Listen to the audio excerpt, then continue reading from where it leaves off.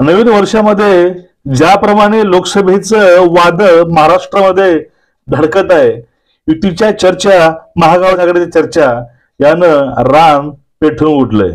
आणि यामध्येच एक नवीन गोष्ट खूप चर्चेची आहे नवीन वर्षामध्ये. ती गोष्ट म्हणजे अकोला शहरामध्ये वंचितचे बाळासाहेब आंबेडकरांचे बॅनर्स हे लागले होते आणि ते बॅनर्स बघून लोकांच्या मनातील धडकी ही वाढली होती.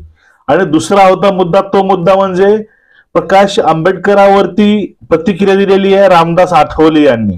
प्रतिक्रिया काय आहे आपण तेही या व्हिडिओतून बघणार आहोत. अकोला शहरामध्ये नवीन आलेले बॅनर, ते बॅनर काय आहे? ते बॅनर आहेत बाळासाहेब आंबेडकरचे. त्यावरती लिहिलेलं आहे नया साल नया खासदार. यावेळेस बघा वंचितसाठी अतिशय पॉझिटिव्ह थिंकिंग हे लोकांमध्ये आलेली आहे. ती लोक ते मतदारसंघ कोणता असो, ह्या चर्चा चौकोडे चालू आहेत.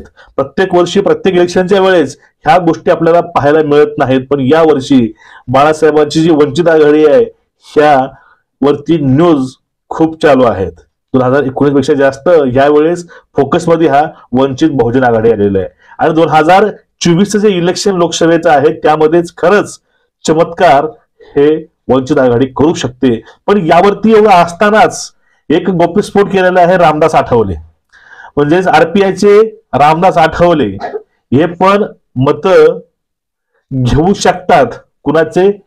दलितांचे किंवा बहुजनाचे. बघा यावरच त्याने एक गौप्यस्फोट केलाय. तो म्हणजे काय? जे यांचे जागेचा फॉर्म्युला आहे, प्रकाश आंबेडकरांचे जे जागेचा फॉर्म्युला कुठला? 12-12-12, म्हणजे चारही पक्षानं 12 जागा वाटून घ्यायच्या आणि त्यावरती इलेक्शन हे लढायचं. ह्या जागा वाटून घ्यायच्या या फॉर्म्युल्यावरती आठवले म्हणतात की हा फॉर्म्युला एकदम मस्त आहे, 12-12-12 मस्त फॉर्म्युला आहे आणि त्या फॉर्म्युल्याचा फायदा आम्हाला होईल. तर हा व्हिडिओ बघून घ्या. मला वाटतं की प्रकाश आंबेडकरांना विरोध करून चालणार नाही. त्यांनी जो 12-12चा फॉर्म्युला दिलेला आहे तो फॉर्म्युला त्यांनी ते स्वीकारावा. आणि त्यांनी जर 12-12चा फॉर्म्युला स्वीकारला तर या चौघांची 12 वाजवण्यासाठी आम्हाला जास्त वेळ लागणार नाही आहे. त्यामुळं 12-12चा फॉर्म्युला त्यांचा आहे, त्याचा विचार करावा. प्रकाश आंबेडकर येत असतील तर ते त्यांना त्या आघाडीमध्ये घ्यावं, त्याबद्दल आमचं काही मत नाही आहे. कुणी काय करायचं तो प्रत्येकाला अधिकार आहे राजकारणामध्ये. तर पण प्रकाश आंबेडकर त्या आघाडीमध्ये जातील असे मला वाटत नाही आहे, कारण त्यांना 2 जागा देण्याचं ते त्यांनी ठरवलेलं आहे. याप्रमाणे आठवले म्हणतात की जर 12-12-12 जर फॉर्म्युला वापरला तर यामध्ये आम्ही सहज यांचा पराभव करू शकतो. कारण काय समजून घ्या. जर 12-12 फॉर्म्युला केला, जर ऍक्च्युली मतदारसंघामधील मतांचा ओढ कुणाकडे होता नेमका समजून घ्या. एखादा जागा ज्या ठिकाणी काँग्रेसची मक्तेदारी आहे आणि त्या ठिकाणी तर सीट शिवसेनेची पडली, त्यावेळेस मतदान शिवसेनेला वळल का हा एक प्रश्न येतो. म्हणजे मतांचं विभाजन या ठिकाणी होईल आणि ह्या मताच्या विभाजनामध्ये नक्कीच फायदा हा बीजेपीला होईल असं इनडायरेक्टली सांगत आहेत रामदास आठवले. आणि त्यानंतर ते परत हे म्हणतात की 12-12चा फॉर्म्युला काँग्रेस कधीच स्वीकारणार नाही आणि काँग्रेस न स्वीकारता बाळासाहेबांना 1 ते 2 जागेची ऑफर करेल आणि ते बाळासाहेब स्वीकारणार नाहीत. याचा अर्थ काय?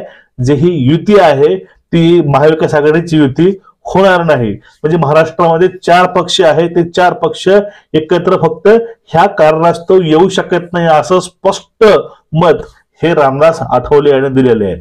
ह्या मतामध्ये किती सत्यता आहे बघून घ्या. कारण यावेळेसच या मतावरतीच प्रकाश आंबेडकर बोलले होते, जर मला 12 जागा नाही मिळाल्या तर आम्ही युती करू शिवसेनेसोबत. पण यावरती शिवसेना काहीच म्हणत नाही. शिवसेना हे गप्प आहे, मूग गिळण्यासारखं. त्यावरती शिवसेनेचा कुठलाही आतापर्यंत वक्तव्य त्यावरती आलं नाही. वारंवार फक्त एक विषय पुढे येतो, तो विषय म्हणजे काय? युद्ध पातळीवरती केंद्रामध्ये या गोष्टीविषयी चर्चा चालू आहे. पण चर्चा चालू आहे म्हणजे फक्त बिरबलची खिचडी शिजायला किती दिवस लागतील अशी गोष्ट झालेली आहे ह्या आघाडीची. वंचितला ते कधीपर्यंत आतमध्ये घेतील याविषयी ठोस कोणी सांगत नाही. कोणी इनडायरेक्टली सांगते आम्ही घेणार नाही, कोणी बोलते घेणार नाही, कोणी बोलते घेणार आहे. ह्याच चर्चा सध्या चालू आहेत. पण त्यावरती ठोस असं मत कुणीही आतापर्यंत मांडताना दिसलेलं नाही. त्यामुळेच रामदास आठवले म्हणतात की जर 12-12चा फॉर्म्युला झाला तर आम्ही त्यांना सहज हरवू, पण काँग्रेस हा फॉर्म्युला मान्य करणार नाही आणि आंबेडकरांना 1-2 जागा मिळतील आणि त्यावरती काही आंबेडकर ह्यावेळेस इलेक्शन लढणार नाही. त्याचा अर्थ वंचित हे आघाडीतनं बाहेर पडेल ह्याचा असा अर्थ होतो. मित्रांनो, लागलेले अकोल्याचे बॅनर, त्यामध्ये नया साल नया खासदार हे वाक्य आणि झालेलं व्हायरल आणि त्यावर होणारी चर्चा हा एक विषय, आणि त्यानंतर हे आलेलं आठवड्याचं स्टेटमेंट, यावरती तुम्हाला नेमकं वाटतंय काय? शिवसेनेसोबत युती वंचितची होईल का चौघांची युती होईल? चौघांची युती झाली तर महाविकास आघाडीची पॉवर वाढणारच आहे.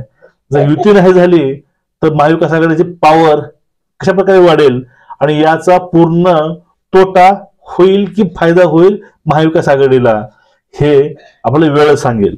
पण तुम्हाला कोणाच्या याविषयी वाटते काय? नक्कीच कमेंट करत चला. आपले अभिप्राय कमेंट मधून कळवत चला. तुम्हाला आपले व्हिडिओ आवडत असतील चॅनलला सबस्क्राईब करा आणि बेल आयकॉन दाबून व्हिडिओ शेअर करा. सर्वांना जय हिंद, जय शिवराय, जय भीम.